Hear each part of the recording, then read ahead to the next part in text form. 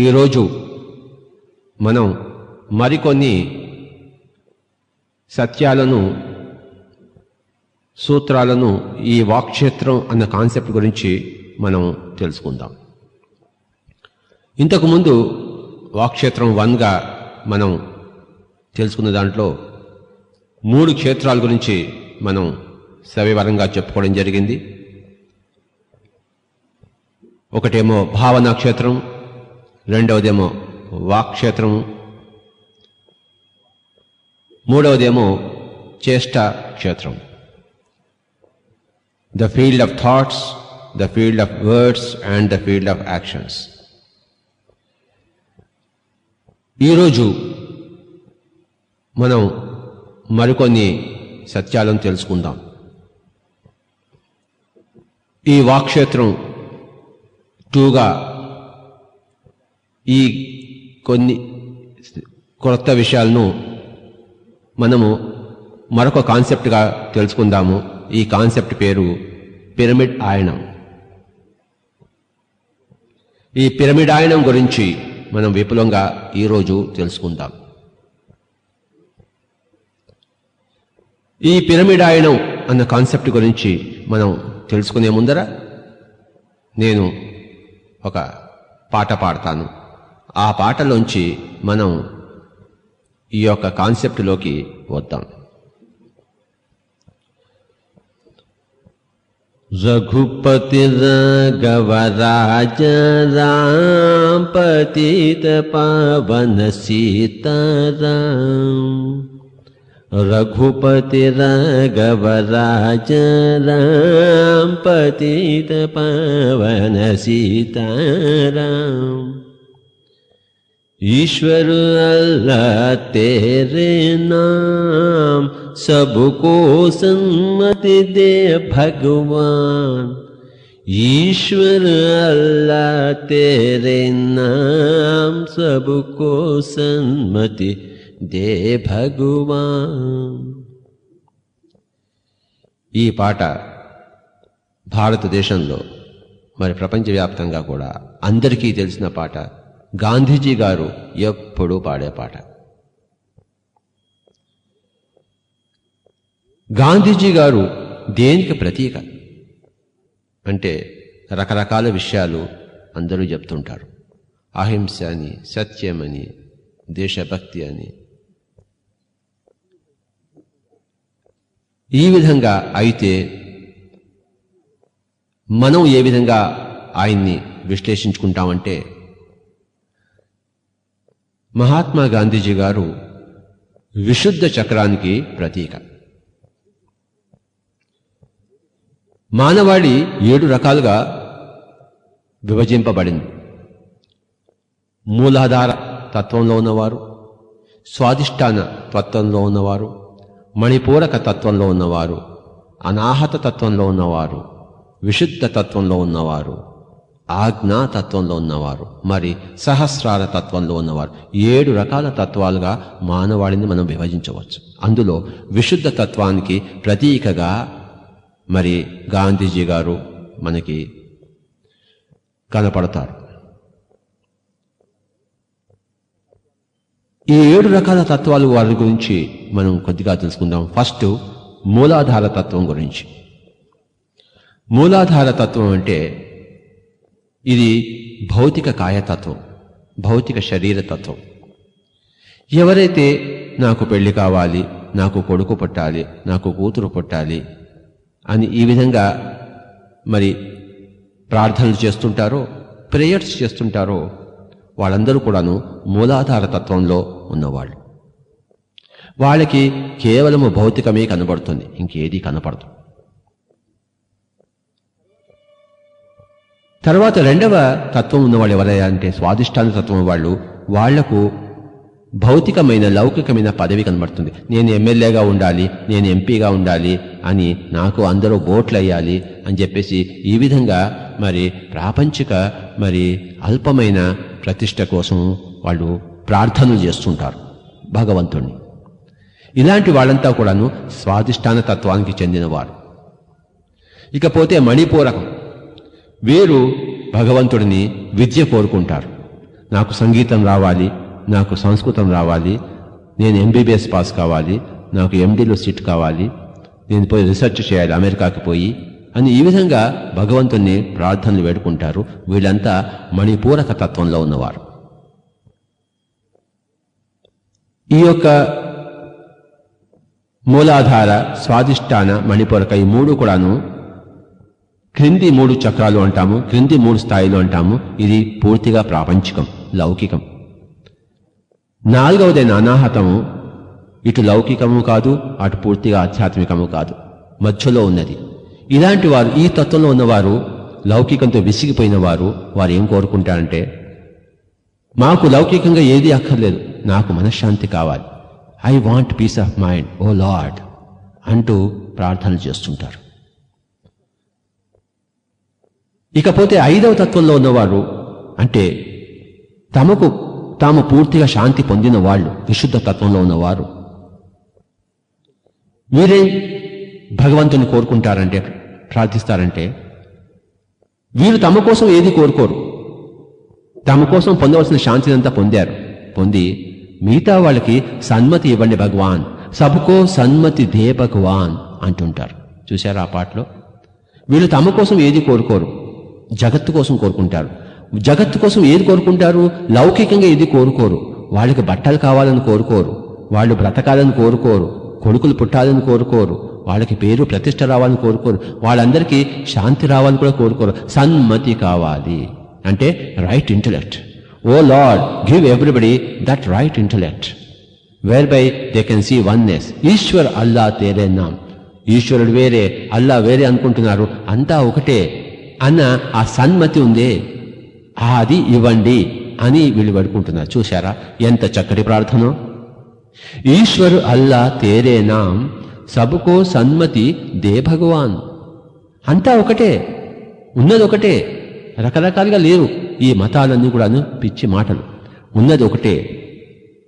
అలాంటి సన్మతి అందరికీ ప్రసాదించండి అని వీరు ఈ యొక్క 5వ స్థితిలో ఉన్న, విశుద్ధ స్థితిలో ఉన్న వాళ్ళు 7వ స్థితిలో ఉన్న భగవంతులను గురించి ప్రార్థిస్తున్నారు వాళ్ళు. ఇది చివరి ప్రార్థన. ఆ పైన ఇంకా ప్రార్థనలు ఉండవు. ఆజ్ఞాచక్రంలోనూ మరి సహస్ర స్థితిలోనూ ప్రార్థనలు ఉండవు. అక్కడ ధ్యానం ఉంటుంది. అక్కడ అడగడం ఉండదు, ఇవ్వడం ఉంటుంది. వీళ్ళు పై స్థితిలో ఉన్నవాళ్ళు, వీళ్ళు కింది స్థితిలో ఉన్న వాళ్ళకి ఇస్తారే గాని అంతకన్నా పై స్థితి ఎక్కడా లేదు. సహస్రారం కన్నా పైన స్థితి లేదు. కనుక ఈ 7వ స్థితిలో ఉన్నవాళ్ళు, సహస్ర స్థితిలో వాళ్ళు, ఒక కృష్ణుడు, ఒక జీసస్ క్రైస్టు, ఒక శివుడు, వీళ్ళందరూ కూడాను ఆ సహస్రానికి ప్రతీక. అలాగే గాంధీజీ గారు విశుద్ధ చక్రానికి ప్రతీక. ప్రార్థన అనేది విశుద్ధ చక్రంలో అంతమవుతుంది. ఈ ప్రపంచంలో ఉన్న అశుద్ధమైన జనాలకు కేవలం విశుద్ధం వాళ్లే కనబడతారు. అంతకన్నా పై ఉన్న వాళ్ళు కనపడడం, అది వాళ్ళు కనపడలేరు, అసహజం. విశుద్ధమైన మహాత్ములే ఈ యొక్క ప్రపంచానికి కనబడతారు. ఆజ్ఞాచక్రంలో ఉండేవారు, సహస్రాల్లో ఉండేవారు వీళ్ళకి అర్థం కారు. వాళ్ళని సామాన్య మనుషులు అనుకుంటారు, లేకపోతే పిచ్చివాళ్ళు అనుకుంటారు. కానీ విశుద్ధ చక్రంలో ఉండే వాళ్ళకే, ఈ ఆజ్ఞాచక్రంలో వాళ్ళు, మరి సహస్రంలో ఉండేవాళ్ళు ఆదర్శ పురుషులు. కనుకనే గాంధీజీ గారికి శ్రీరాముడు ఆదర్శ పురుషుడు. ఆయన గురించి రఘుపతి రాఘవ రాజారాం అని ఎప్పుడు హే రామ్ అనుకుంటూనే ఆయన శరీరాన్ని వదిలిపెట్టారు. శ్రీరాముడు దేనికి ప్రతీక? శ్రీరాముడు కూడా ఆయన సహస్రాల్లో ఉండే గొప్ప మాస్టర్ అయినా కూడాను విశుద్ధ చక్రానికి సంబంధించిన నాటకంలో రోల్ తీసుకుని ఆయన కూడా విశుద్ధ చక్రానికి ప్రతీకగా మనకి రామాయణంలో నిలిచారు. భారతదేశంలో కొన్ని వేల సంవత్సరాలుగా ఒక అద్భుతమైన ఆయనం అంటే రామాయణం అనేది ప్రసిద్ధి గాంచింది. ప్రతి భారతీయుడి నరనరాల్లోనూ ఇంకే ఉంది రామాయణం అనేది. రామాయణం అంటే అది శ్రీరాముడి కథ. అక్కడ సీత, లక్ష్మణుడు, హనుమంతుడు, రావణాసురుడు వీడంతా కూడా సెకండరీ రోల్స్. మౌలికమైన పాత్ర శ్రీరాముడు అందులో. రామాయణం అంటే అది శ్రీరాముడి కథ. శ్రీరాముడి కథ అంటే ఏమిటి? శ్రీరాముడి కథ అంటే అది పితృవాక్య పరిపాలన అని అందరికీ తెలుసు. తండ్రి ఎలాంటి వాడైనా సరే, ఎంత అధముడైనా సరే, రాముడు అతనికి మాటకి బద్ధుడు. తండ్రి మాట జవదాటడు. తండ్రి అల్పుడు, కానీ కొడుకు మటుకు ఘనుడు. తండ్రి తనకి శరీరం ఇచ్చాడు కనుక ఈ శరీరంతో చేసే పనులన్నీ తండ్రి కోసమే. కనుక ఈ విధమైన మరి ఆచరణ అనేది భౌతిక కాయంతో ఆ జ్ఞానంతోనే ఉండే అశుద్ధాత్మలకు ఇది గొప్ప ఆదర్శంగా ఉంటుంది. అయితే ఇన్ని వేల సంవత్సరాలుగా భారతదేశాన్ని కానీ ప్రపంచాన్ని కానీ రామాయణం అనేది ఆదర్శంగా నిలిచింది. అయితే ఇప్పుడు రోజులు మారిపోతున్నాయి. ఇప్పుడు ఒక కొత్త ఆయనంలో మనం ప్రవేశిస్తున్నాం. ఇంకా రామాయణం అనేది పాత చింతకాయ పచ్చడి. ఈరోజు మనం కొత్త ఆయనంలో ప్రవేశిస్తున్నాము. ఈ ఆయనం పేరు పిరమిడ్ ఆయనం. పిరమిడ్ ఆయనం అంటే ఇది పిరమిడ్ మాస్టర్ల కథ, న్యూ ఏజ్ మాస్టర్ల కథ. ఇక్కడ పితృవాక్య పరిపాలన అనేది ఉండదు. ఇక్కడ సత్యవాక్కు పరిసాధన అనేది ఉంటుంది. పిరమిడ్ మాస్టర్ల కథ అంటే సత్యవాక్కు పరిసాధన. ఇక్కడ తండ్రి పనికి మాలిన వాడైతే ఎవరు తండ్రి చెప్పిన మాట వినరు, తల్లి మాట వినరు. తల్లి తండ్రి పనికొచ్చేవాళ్ళైతే వాళ్ళ మాట వింటారు. అలాగే భర్త పనికొచ్చేవాడైతే భర్త మాట వింటాం, భార్య పనికొచ్చేదైతే అయితే పనికి వాళ్ళ మాటలు వింటాం. కనుక ఇక్కడ పిరమిడ్ మాస్టర్లు అనేది సత్యవాక్కు పరిసాధకులు. ఉదాహరణకు ప్రహ్లాదుడు సత్యవాక్కు పరిసాధకుడు. తండ్రి హిరణ్యకశిపుడు హిరణ్యకశిపాయ నమః అని చెప్పేసి నేనే ఈ భూమండలంతో పరిపాలించేది, నా పేరు నేనే భగవంతుణ్ణి అని చెప్పమని చెప్పాడు. ప్రహ్లాదుడు ఒప్పుకోలేదు. ఈ కనపడేది సత్యం కాదు, కనపడేది వేరే ఉంది, అది సత్యము అని ఆయన తండ్రిని ఎదిరించాడు. సవినయంగా ఎదిరించాడు, ధూర్తుడుగా ఎదిరించలేదు. తండ్రి చేత చంపబడడానికి సిద్ధం, తండ్రిని చంపడానికి సిద్ధం. కనుక ఇది పిరమిడ్ మాస్టర్ల కథ, న్యూ ఏజ్ మాస్టర్ల కథ. ఇది విశుద్ధ చక్రానికి సంబంధించిన కథ కాదు, ఇది సహస్రానికి సంబంధించిన కథ. సహస్రాలలో స్థితిలో ఉండే వారందరూ కూడాను సత్యవాక్కు పరిసాధకులు. పిరమిడ్ మాస్టర్లందరూ కూడాను సత్యవాక్కు పరిసాధకులు. కనుక ఈరోజు మనం ఈ వాక్క్షేత్రంలో ఈ పిరమిడ్ మాస్టర్ల గురించి, సత్యవాక్కు పరిసాధన గురించి మనము తెలుసుకోబోతున్నాం. పిరమిడ్ మాస్టర్లు శ్రీరాముడి సంతతి కాదు, శ్రీ ప్రహ్లాదుడి సంతతి. అవసరమైతే నరసింహావతారం ఎత్తుతారు, ఎత్తి భూమిని ప్రక్షాళనం చేస్తారు. మూర్ఖత నుంచి, అహంకారం నుంచి, అజ్ఞానం నుంచి ప్రక్షాళన చేసే యొక్క బాధ్యత పిరమిడ్ మాస్టర్లదే. ఈ బాధ్యత ఎలా నెరవేరుస్తాము? మన నోట్లోంచి వచ్చే మాటల ద్వారా. ఎవరిని చంపము, ఆయుధము పట్టము. శ్రీకృష్ణుడు ఆయుధం పట్టలేదు మహాభారత యుద్ధంలో. ఆయన నోటి మాటే గీత. ఆ గీతను జవదాటిన వాళ్ళు అధోగతిలో ఉంటారు, ఆ గీతను పాలించిన వాళ్ళు ఊర్ధ్వగతిలో ఉంటారు. కనుక పిరమిడ్ మాస్టర్ల యొక్క ఆయుధాలు కూడాను వారి యొక్క వాక్కులే. వాక్కులు అనేవి 3 రకాలుగా ఉంటాయి. ఒకటేమో అశుభ వాక్కులు, రెండవదేమో శుభవాక్కులు, మూడవదేమో సత్యవాక్కులు. వాక్కు అంటే మన నోటిలోంచి వచ్చే మాటలే వాక్కులు అంటాం. జీసస్ క్రైస్ట్ అన్నాడు, what goes in to the mouth that does not defile at the person, but what comes out of the mouth that defile at the person అని ఎంత చక్కగా చెప్పారో ఆ యొక్క సహస్ర స్థితిలో ఉన్న గొప్ప గ్రేట్ మాస్టర్. అంటే నోట్లోంచి, మానవుడి నోట్లోకి ఏది వెళ్తుందో అది మానవుడిని మలినపరచదు. మానవుడి నోట్లోంచి ఏవైతే వస్తాయో అవే మానవుడిని మలినపరుస్తాయి. మానవుడి నోట్లోంచి ఏది వస్తుంది? వాక్కులు వస్తాయి. కనుక ఈ వాక్కులు అశుభవాక్కులని, శుభవాక్కులని, సత్యవాక్కులని 3 రకాలు. మూలాధార, స్వాదిష్టాన, మణిపూరక స్థితిలో ఉండేవాళ్ళంతా కూడాను అశుభవాక్కులు పలుకుతూ ఉంటారు. అలాగే అనాహత విశుద్ధంలో ఉండేవాళ్ళంతా శుభవాక్కులు పలుకుతుంటారు ఎప్పుడు. కానీ ఆజ్ఞా సహస్రంలో ఉండేవాళ్ళు వాళ్ళ నోట్లోంచి అశుభవాక్కులు రావు, మరి శుభవాక్కులు రావు. వారి నోట్లోంచి సత్యవాక్కులే ఎప్పుడూ ప్రవాహం ఉంటుంది. కనుకనే భగవద్గీతలో కృష్ణుడు శుభాశుభ పరిత్యాగి అన్నాడు. శుభము వద్దు, అశుభము వద్దు, రెండింటినీ పరిత్యజించండి. అశుభం అనేది ఇనుప సంఖ్యలైతే శుభం అనేది బంగారు సంఖ్యలు, కానీ సంఖ్యలే. ఎవరైతే నేను ఇంకొకరికి మంచి చేస్తాను అని అనుకుంటాడో, మరి మంచి వాక్కులు చెప్పడానికి ప్రయత్నిస్తాడో వాడు అసత్యంలో జీవిస్తున్నవాడు. ఎందుకంటే ఎవరు ఇంకొకరికి మంచి చేయలేరు. ఎవరి కర్మనే వాళ్ళు అనుభవిస్తుంటారు. ఒకడు ఇంకొకరికి చెడుపు చేయడం కానీ ఇంకొకరి మంచి చేయడం కానీ రెండూ అసంభవం. ఒక క్లాస్లో టీచర్ బాగా చెప్తున్నాడంటే అందులో స్టూడెంట్స్ ఎవరైతే బాగా వింటారో వాళ్ళు నేర్చుకుంటారు, ఎవరైతే వినరో వాళ్ళు నేర్చుకోలేరు, టీచర్ ఎంత మంచి వాడినా సరే. కనుక టీచర్ వల్ల ఎవరు నేర్చుకోరు. వారి వారి శ్రద్ధ భక్తుల వల్ల, గురి వల్ల వాళ్ళు నేర్చుకుంటారు, లేకపోతే నేర్చుకోకుండా పోతారు. కనుక ఎవరిని వారే ఉద్ధరించుకుంటూ ఉంటారు, ఎవరిని వారే మరి అజాగ్రత్తతో కూడుంటే మరి కింద జారిపోతుంటారు. ఎవరికి వారే బంధువు, ఎవరికి వారే శత్రువు. ఉద్ధరేదాత్మనాత్మానం ఆత్మానమవసాదయేత్ ఆత్మవ్యహాత్మనో బంధు ఆత్మైవ రూపరాత్మన అన్న అద్భుతమైన సత్యవాక్కు మనం శ్రీకృష్ణుడి ఒక సత్యవాక్కు మనం ఎప్పుడూ పిరమిడ్ మాస్టర్లకి ఆదర్శం. కనుక పిరమిడ్ మాస్టర్లందరూ కూడాను నోట్లోంచి మాటలు వచ్చినప్పుడు అశుభవాక్కులు వస్తున్నాయా, వద్దు వద్దు అని వాటిని తీసేసుకుంటారు. శుభవాక్కులు కూడా వస్తున్నాయా, అవి కూడా వద్దు వద్దు అని తీసేస్తుంటారు. కేవలం సత్యవాక్కులే వస్తారు. నేను నీకు గురువుని, నేను నీకు మంచి చేస్తాను, నేను నీకు ఆశీర్వదిస్తాను అన్న మాటలు ఎప్పుడూ రావు. ఎవరైనా ఆశీర్వాదం కోరుతుంటారు, ఆప్కా ఆశీర్వాద్ చాహియే అంటుంటారు, కానీ ఎవరు ఆశీర్వాదం ఇచ్చేవాళ్ళు ఇక్కడ లేరు. ఎందుకంటే ఇవి సత్యవాక్కు పరిసాధకు. నేను ఆశీర్వాదం ఎలా ఇస్తాను నీకు?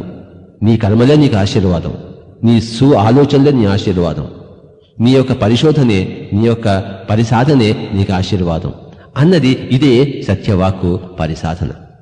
కనుక ప్రహ్లాదుడు ఎంతకైనా మరి ఎంత హింసించబడినా ఆయన ఎప్పుడు కూడాను తండ్రి కదా అని చెప్పేసి, లేదా నేను చంపబడతానని చెప్పేసి ఎప్పుడు మరి భయపడకుండా చిరునవ్వుతో మరి ఆ యొక్క చావుని స్వీకరిస్తూ ఆయన ఎప్పుడు సత్యవాక్కు అంత చిన్నటి బాలుడే సత్యవాక్కు పరిసాధనలో అంతగా జీవించినప్పుడు మనము ఇంకెంత జీవించాలి?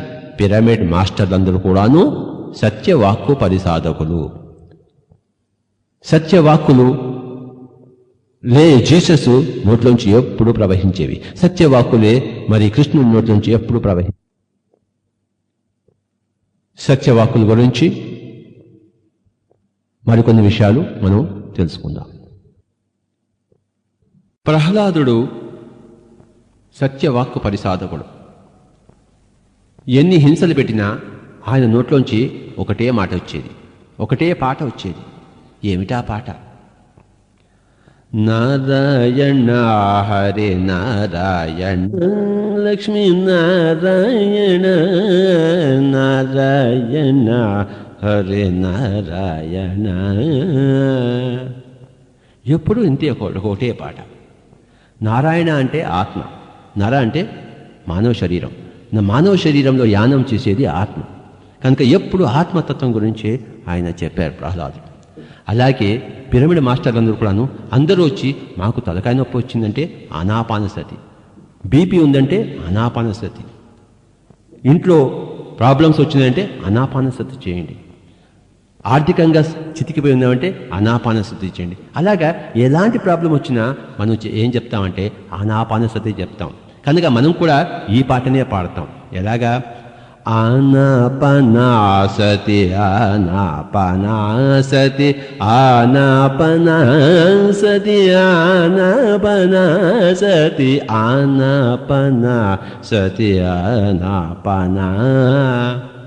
అలాగే ఎవరి వాస్తవాన్ని వాళ్లే ఎప్పుడు సృష్టించుకుంటున్నారు. ఇందాకే చెప్పాం కదా, ఉద్ధరేదాత్మనాత్మానమని. కనుక నేను నీకు ఏమీ చేయలేను బాబు, నేను నిన్ను ఆశీర్వదించలేను, అసంభవం. నిన్ను నువ్వే ఆశీర్వదించుకో, అప్పో దీపో భవ అని నిత్యం మనం అదే పలుకుతుంటాం. కనుక మన పాట ఏమిటి? అప్పో దీపో భవ అప్పో దీపో భవ అప్పో దీపో భవ అప్పో దీపో భవ అప్పో దీపో భవ అప్పో. ఇవే ఎప్పుడు ఈ పలుకులు పలడమే. అంటే నీ వాస్తవాన్ని నువ్వే సృష్టించుకుంటున్నావు అని చెప్పడము. ఎప్పుడు తన వాస్తవాన్ని తాను సృష్టించుకుంటున్నామని చెప్పేసి ఎవరి మీద కంప్లైంట్స్ లేకుండా ఆ విధమైన మాటలే మాట్లాడటము, అందరితో సవినయంగా మాట్లాడటము, ఇదే సత్యవాక్కు పరిసాధన. సవినయంగా సత్యం మాట్లాడటం, ఎప్పుడూ అవసరమైతేనే అవినయంగా మరి సత్యం మాట్లాడటం. రమణ మహర్షి దగ్గరికి ఎవరు వెళ్ళినా కూడాను ఆయన చెప్పేవాడు, నువ్వెవరో తెలుసుకో ముందు, అప్పుడు నీ యొక్క సమస్యలు పోతాయి. నువ్వెవరో నీకే తెలియదు, నీ సమస్యలు ఎలా పోతాయి నాయన అనేవాడు. ఆయన జీవితాంతం ఈ ముక్కలే నోట్లోంచి వచ్చాయి. అది సత్యవాక్కు పరిసాధన అంటే. ఒక జీవిత కాలం ఆయన మౌనంగా ఉన్నాడు. నోరు ఇప్పినప్పుడు మటుకు నిన్ను నువ్వు తెలుసుకో అన్నాడు. అంతే ఆయన చేసింది. అదే ఒక మహర్షి లక్షణం, అదే ఒక బ్రహ్మర్షి లక్షణం. రమణ మహర్షి ఆజ్ఞాచక్రానికి ప్రతీక, శ్రీకృష్ణుడు సహస్రానికి ప్రతీక.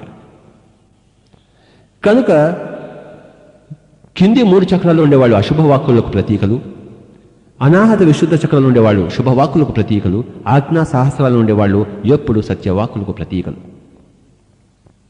పిరమిడ్ మాస్టర్లు సత్యవాక్కులకు ప్రతీకలు. జీసస్ క్రైస్టు ఒకసారి ఆయన 11 ఏళ్ల వయసులోనే అందరికీ సత్యవాక్కు బోధన చేస్తున్నాడు. ముసలి వాళ్ళంతా ఆయన చుట్టూ చున్నారు. సత్యవాక్కు గోష్ఠి జరుగుతోంది. ఇంతలో దూరం నుంచి ఒక అబ్బాయి చేసి, ఓ జీసస్, మీ తల్లిగారు నిన్ను పిలుస్తున్నారు, నువ్వు అర్జెంటుగా వెళ్ళాలట అని అన్నప్పుడు ఈయన వెనుతిరిగి, ఎవరు నా తల్లి? ఆ దేవుని సామ్రాజ్యంలో ఉన్న నా తండ్రి వాక్కును ఎవరు పరిపాలిస్తారో వారే నా తండ్రి, వారే నా తల్లి. ఇంకెవరు నా తండ్రి నా తల్లికి ఆజాదారు అన్నాడు. చూసారా మరి ఎంత చక్కగా ఆయన నోట్లోంచి సత్యవాక్కులు వచ్చాయో. భౌతికమైన తల్లి తల్లే కాదు, భౌతికమైన తండ్రి తండ్రే కాదు. కనుకనే శంకరాచార్యుల వారు కస్త్వం కోహం కుత ఆయాత కామే జనని కోమే తాత ఇది పరిభావయ సర్వమసారం విశ్వం త్యక్త్వా స్వప్న విచారం. ఎవరు నువ్వు, ఎవరు నేను, ఎవరు నా తల్లి, ఎవరు నా తండ్రి అని ఈ విధంగా ప్రశ్నించారు.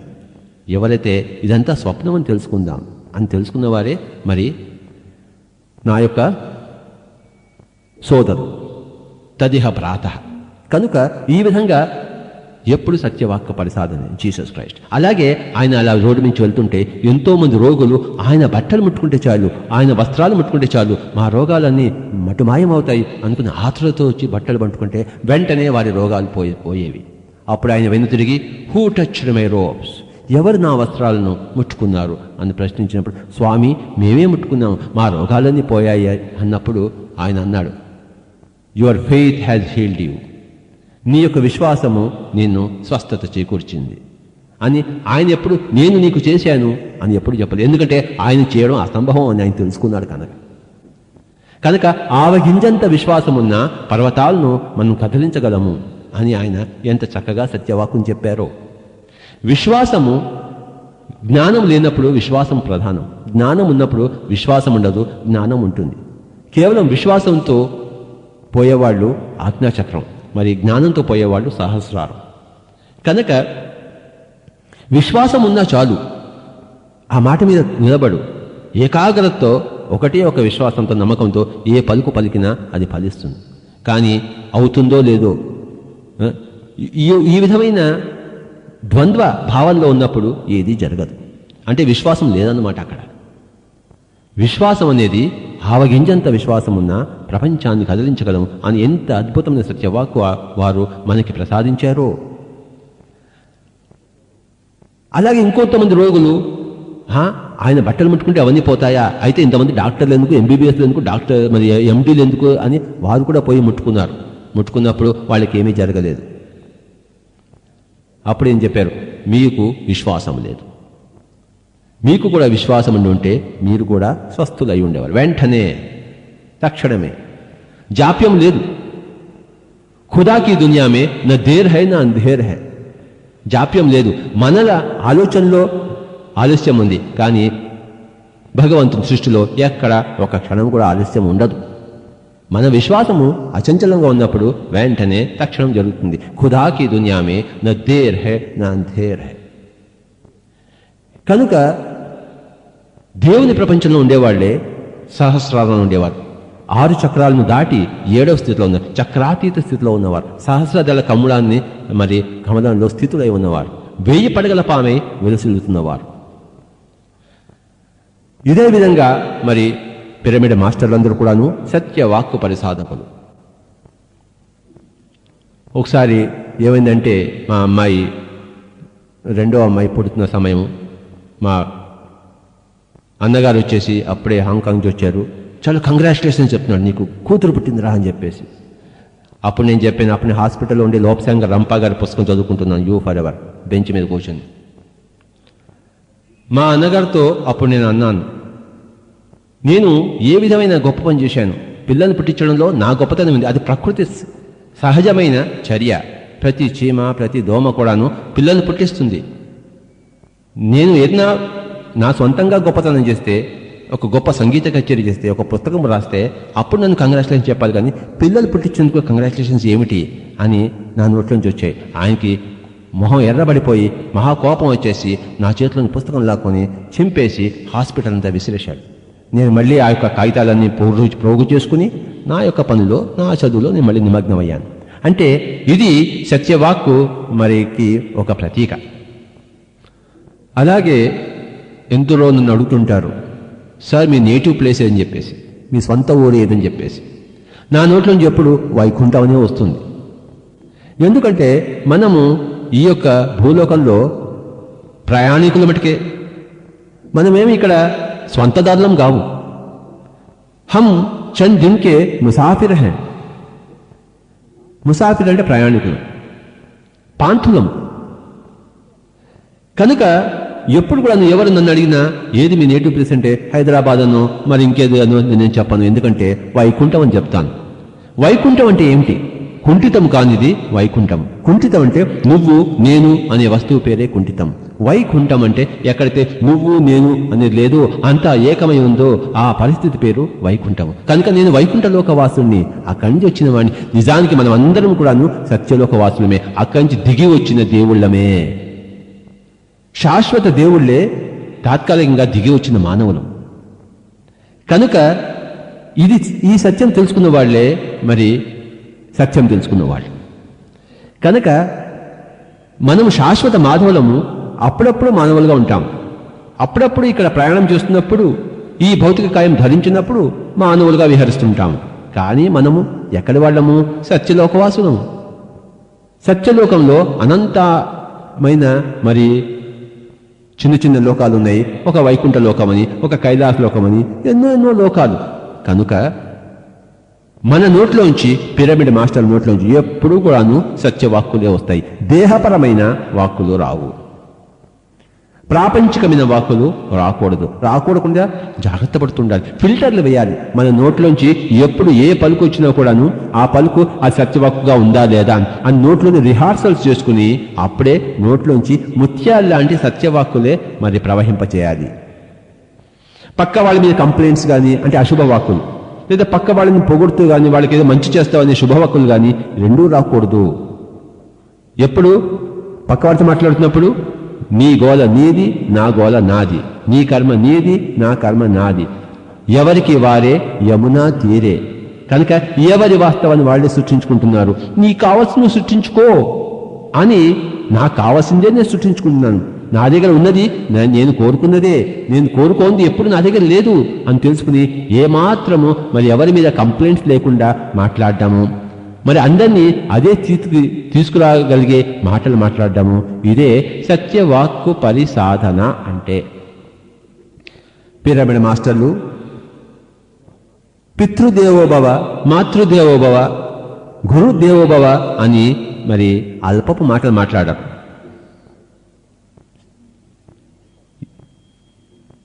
సత్యమేవ జయతే, సత్య దేవోభవ. పితృ కాదు, పితృడు హీనుడైతే మనం వాడి మాటలు వినం.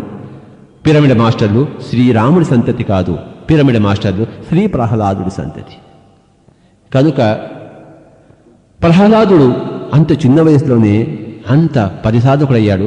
మరి మనం ఇంత వయసు వచ్చినప్పుడు, ఇంత శాస్త్రం సంపాదించినప్పుడు, ఇంత ధ్యానం చేసినప్పుడు ఇంకెంత మరి సాధన చేయవలే, ఇంకెంత పరిపక్వంగా మాట్లాడవలే. గౌతమ బుద్ధుడు అద్భుతమైన సత్యవాక్కు పరిసాధకుడు. మనమంతా బుద్ధ సంతతి. బుద్ధ సంతతి అంటే బుద్ధి ఉన్న సంతతి. ప్రతి వాక్కు కూడాను బుద్ధిపరంగా చూసుకోవాలి. బుద్ధి లేకుండా మాట్లాడకూడదు. బుద్ధి సంపాదిస్తే కదా బుద్ధి పరంగా మాట్లాడేది. బుద్ధి ఎలా వస్తుంది?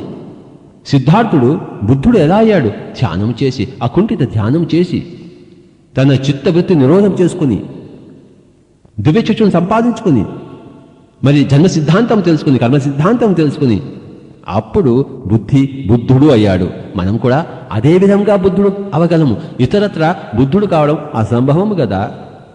ఇతరత్ర బుద్ధి రావడము అసంభవం కదా. బుద్ధి అంటే సన్మతి, రైట్ ఇంటలెక్ట్. గాంధీజీ గారు చెప్పారు, సబకో సన్మతి దే భగవాన్ అంటే ఎవరిస్తారు? ఇది ఎవరికి వారు సంపాదించుకోవాలి. త్యాగరాజ స్వామి జ్ఞానం మొసగరాదని పడాడు. ఎవరు జ్ఞానం ఇవ్వలేరు, ఎవరికి వారు సంపాదించుకోవాలి. కనుక ఎవరికి వారు అకుంఠితమైన ఆ ధ్యాన సాధన ఆనాపానసతి అభ్యాసం. ఆనాపానసతి అంటే ఆన్ అంటే ఉచ్ఛ్వాస, అపాన్ అంటే నిశ్వాస, సతి అంటే కూడుకుని ఉండడం. మనం ఉచ్ఛ్వాస నిశ్వాసలతో మనం కూడుకుని ఉండాలి. ఆ విధంగా ధ్యానం సాధన చేసినప్పుడే మనం బుద్ధులం అవుతాము, బుద్ధి ఉన్నవాళ్ళం అవుతాము. అప్పుడు మన వాక్కులన్నీ బుద్ధి వాక్కులు అవుతాయి, సత్యవాక్కులు అవుతాయి. లేకపోతే బుద్ధి లేని వాక్కులు అవుతాయి, అశుభ వాక్కులుగాను, లేకపోతే శుభవాక్కులుగాను, మొత్తం మీద వెరసి అసత్యవాక్కులుగానే ఉంటాయి. కానీ సత్యవాక్కులు ఎప్పుడూ కాచాలవు. ఈరోజు మనం ఈ యొక్క వాక్క్షేత్రం 2గా, అంతకుముందు మనం చెప్పుకున్న వాక్క్షేత్రం 1 యొక్క మరి కంటిన్యూషన్గా ఈరోజు వాక్క్షేత్రం 2లో పిరమిడాయనం అన్న దాని గురించి చక్కగా కొన్ని విషయాలు తెలుసుకుందాం. అయినా మళ్ళీ ఒకసారి మనం ప్రస్తుతించుకుందాం. అనేక వత్సరాలుగా, వేలాది సంవత్సరాలుగా రామాయణం అనేది భారతదేశాన్ని వశం చేసుకుంది. రామాయణం అంటే శ్రీరాముడి కథ. శ్రీరాముడి కథ అంటే పితృవాక్య పరిపాలన. శ్రీరాముడు విశుద్ధ చక్రానికి ప్రతీక. కానీ ప్రస్తుత రోజుల్లో ఇది కాంతియుగం, నవ్యయుగం, న్యూ ఏజ్ స్పిరిచువల్ వరల్డ్. ఇక్కడ ఇదంతా కూడాను విశుద్ధ యుగం కాదు, ఇది సహస్రార యుగం. ఇది 7 కొండల వాడి యుగం. ఇది సహస్ర పనిషాయి యుగం. దీనికి దారి ఆజ్ఞా చక్రం అంటే ధ్యాన చక్రం, అంటే 3వ కన్నే ఆజ్ఞా చక్రం, సుదర్శన చక్రం. 3వ కన్ను ద్వారానే మనం 7 కొండల వాడమవుతాం. కనుక ఈ యొక్క నూతన యుగం పేరు, ఈ నూతన యుగంలో చలామణి అయ్యే కథ పేరు పిరమిడాయనం. పిరమిడాయనం అంటే పిరమిడ్ మాస్టర్ల కథ. పిరమిడ్ మాస్టర్లు ఎవరే అంటే ధ్యాన సాధన చేసి 3వ కన్ను సంపాదించుకుని, తమ జన్మ పరంపరను తెలుసుకుని, కర్మ సిద్ధాంతం యొక్క విశేషతను తెలుసుకుని, ఆ విధంగా జ్ఞానంలో స్థితమైన వారే పిరమిడ్ మాస్టర్లు. ఏ రాష్ట్రంలో ఉన్నా, ఏ ప్రపంచంలో ఉన్నా, ఏ లోకంలో ఉన్నా.